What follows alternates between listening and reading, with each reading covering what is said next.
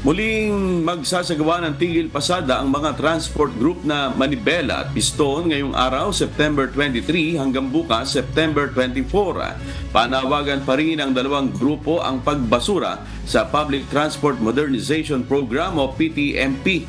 Bukod dito, nais din nilang hilingin ang pagpapatigil sa sapilitang franchise consolidation, pagpapalawig ng prangkisa ng mga PUB operator at ang paglilipat ng pondo mula sa PUB Phase-Out Program patungo sa rehabilitasyon ng tradisyonal na jeepney. Nakahanda namang mag-deploy ang Land Transportation Franchising and Regulatory Board o LTFRB ng libreng sakay para sa mga maapektuhang commuter. Ayon kay LTFRB Chairperson Chopilo Guadis III, nakipag-coordinate na sila sa iba pang sangay ng pamahalaan para tiyaking may masasakyan ang publiko sa kabila ng isasagawang transport strike.